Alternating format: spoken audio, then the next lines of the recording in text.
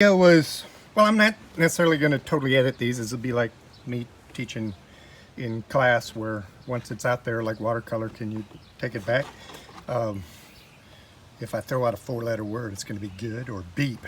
But here's 4 Gaels with a stencil enamel spray paint over the top. And, you know, a lot of these things, once you see them, maybe would pay dividends for down the road.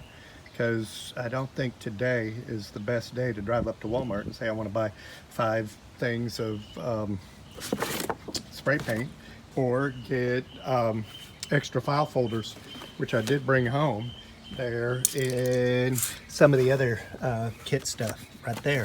And I don't know what you guys might have lying around your house, but on the Magnificent 7 student examples, let's come over here in the shade.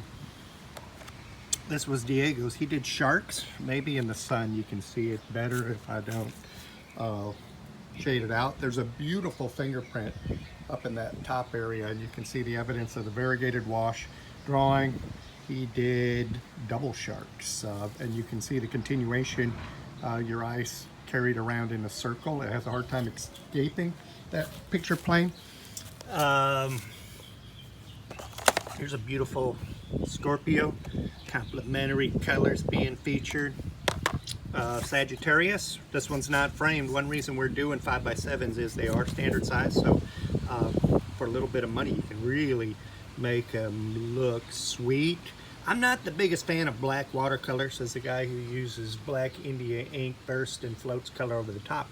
I might suggest that you give that black a little chroma with blue, or try brown into blue.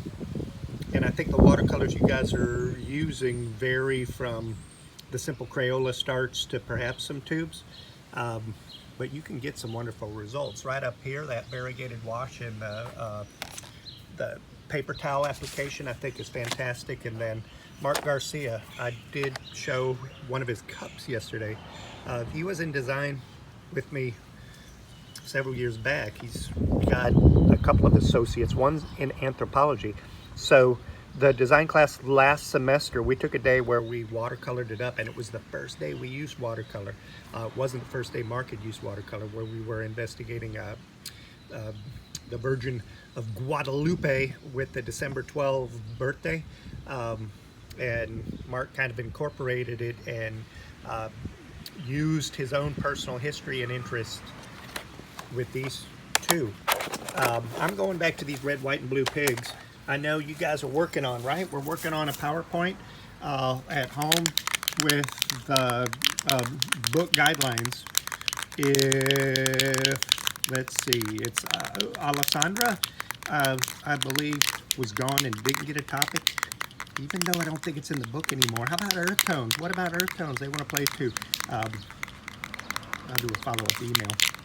But I've got this stencil I cut that had been sprayed on that side. I did not like that little beanie. Usually I find stuff, if you live up north and you're wearing a stocking cap, a lot of times they have pom-poms on the top, so I'll take a sticker and do that. I guess once I spray, I'll just go get one of the garage sale prices. But see that face? Repetition, see that face? They're very similar, even though this guy's a fish. I'm not real hip on the whole fish thing, but I do like the face. I'm gonna have this face fight that face. See who wins. Face fight. Face off, Nicolas Cage. And just spray it in there. It's outside.